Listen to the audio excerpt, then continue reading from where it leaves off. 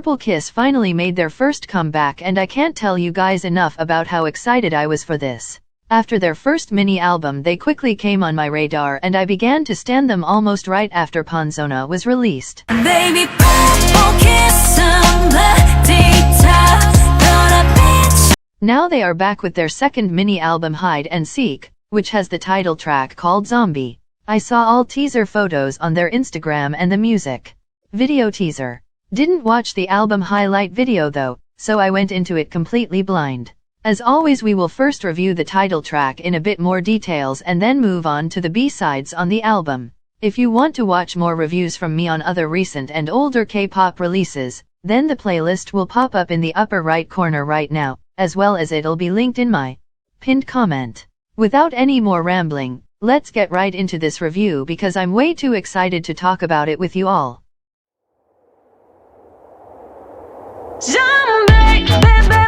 As the title of the song already implies, the whole concept is zombie-based.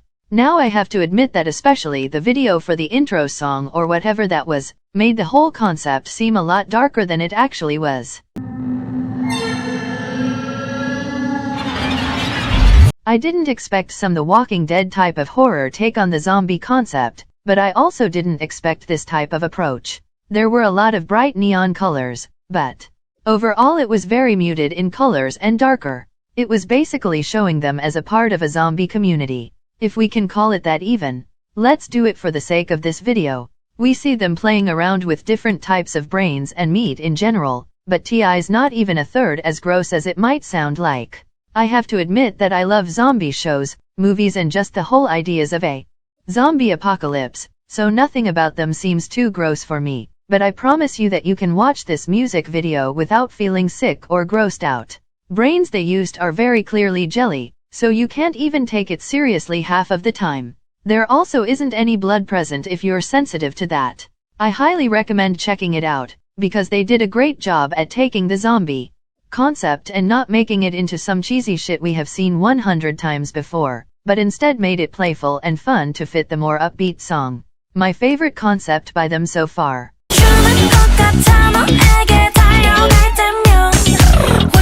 We will discuss the whole styling side of this comeback more in a K-pop fashion alert episode after their promotions finish, but I definitely wasn't the biggest fan of any of the outfits. They are really out there in some weird world where grunge and school uniforms blend together. It was very confusing, but somehow fitted the concept perfectly in my eyes.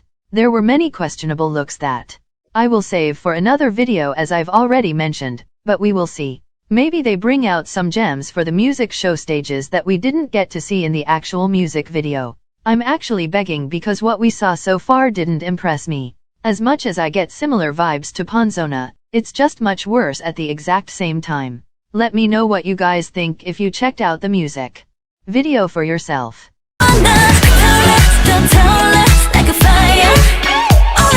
They already had their showcase by the time I'm editing this, so we actually got to see the entire choreography, which is great. It's not too difficult, I would say, which makes it possible for them to sing live without sounding like they are about to pass out. But there are also many interesting elements that connect amazingly to the whole zombie concept. Especially in the second part of the chorus where they repeat the title, we see many moves that zombies are known for, mostly from horror movies. There wasn't a single moment where I got bored or the stage felt empty. The formations were unique and some moves I've never seen before in K-pop choreography, so I genuinely have nothing to complain about. It's a new concept, I know. I always have at least one thing to say against choreography, but this time I truly enjoy every second of it and I can't wait for their music show performances.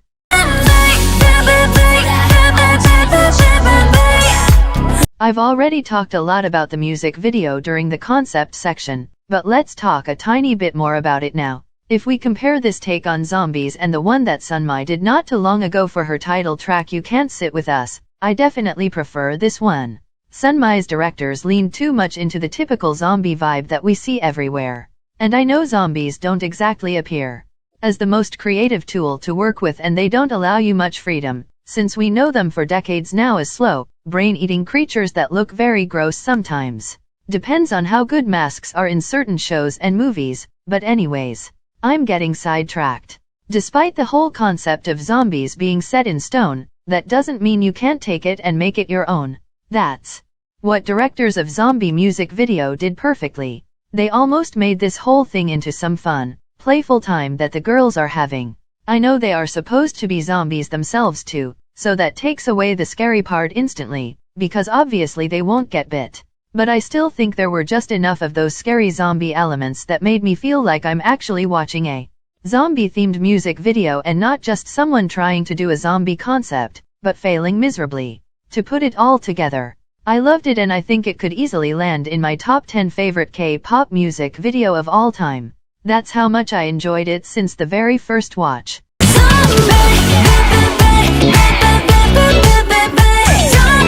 There is no doubt in my eyes that rap parts, second part of the chorus and Swan's vocals as a whole carry this song. Production-wise, this is a very typical pop dance track with some guitar strings in the background that we often hear in Blackpink's title tracks.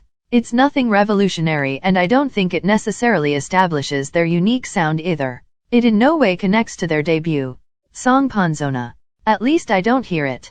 They are so early in their careers right now that not having a signature sound doesn't bother me.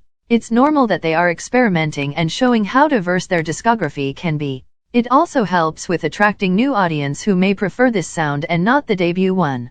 I have to say that their rap abilities truly shined for the first time in this song, which I couldn't be happier about, since I think their rapper is extremely talented and deserves more recognition. They all do obviously. There wasn't a single part where one of the members sounded weak. They have very unique vocal colors that go well together, the highlight of them all is Swan. Her voice is strong and stable, she literally never misses. Her voice in the second chorus truly did it for me and I think this era belongs to her. The vocal delivery in TH pre-chorus was also different and stood out a lot compared to the residential TOF the song. It was creepier and leaned the most into that scary aspect of this concept. Much needed to lead us nicely into the chorus. The first part took 2 or 3 listens to completely grow on me, but the second part where they repeat the title is just so catchy and I'm in love with it. Also Na Goon's high note in the bridge? Yeah, she needs to chill or I'm going to pass out. She is my bias by the way for everybody who doesn't know it yet. I wish they did something more with the last chorus to truly make it the climax of the whole track, but I've noticed lately that a lot of producers don't tend to do that anymore. It's fine, I guess, just personal preference. I would give this song a very strong rating of 9.5 out of 10.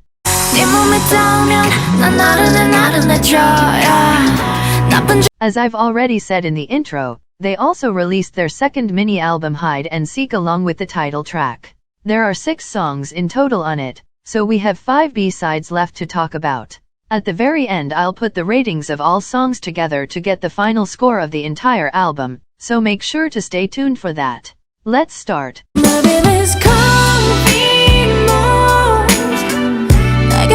You guys already know how I feel about slower songs or ballads in general. They 9 out of 10 times aren't for me and I never end up listening to them again.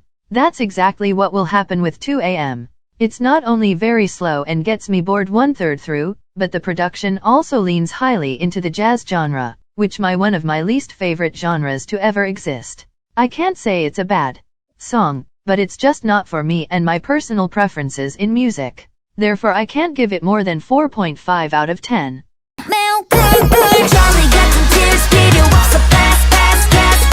I never thought I would say this considering EDM is one of my favorite genres ever, but this song is too much for me. With the chanting in the chorus and extremely loud production it just gets messy and overwhelming. As in whole it's super fun and once again rap parts holds this entire song on their shoulders. In some parts you could even say it's catchy, but it didn't impress me to the point where I would be willing to put it on my playlist or even listen to it again. Maybe sometime in the future, but I highly doubt it. I give it 6.5 out of 10.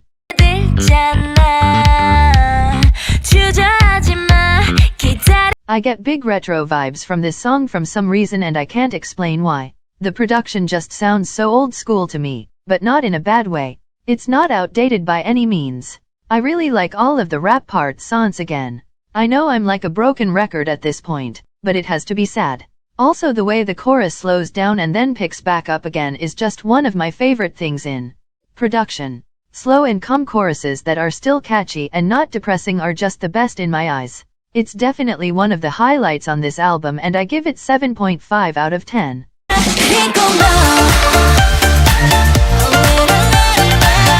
If there is one song you have to listen from this album, it's this one. Without a doubt this is their best song to date and I love everything about it. The production is so fun, it makes me super happy and emotional for some reason and the electric guitar gives it that special touch to make it less boring I guess. It's just not like anything I've heard before, yet sounds so trendy at the same time. It's hard for me to describe it, but it just gives me so much joy that I could play it over and over again for hours. 10 out of 10 for sure.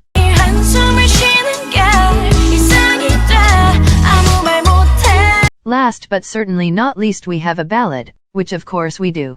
Every K-pop album apparently has to have at least one ballad. This is not completely a ballad if you ask me, but it's not super slow or super sad. I actually quite enjoy it, which who am I even? It's not something I would listen to in my free time, but I'm not mad at it either. It's a lot better than 2 AM, so that already says a lot. Also the vocals on this song are absolutely stunning and I couldn't help but be impressed. For that exact reason I give it 7 out of 10. Now that we got to the end of the album, here are all of the ending scores and stuff. I don't even know how to call it, but here you go.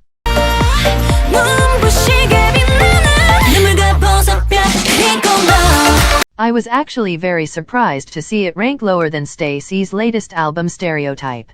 My review of that album is on my community tab by the way, if you want to read it. Anyways, overall they truly impressed me once again and they are without a doubt on a very good path to becoming one of my top favorite girl groups. They are not there just yet, because I'm waiting to truly see which way their music goes in the future, but I have high hopes. And with that don't forget to let me know your opinions and subscribe to my channel for more K-pop videos like this twice a week. I'm signing off until Friday when Lisa makes her debut finally. Bye bye, love you all so much.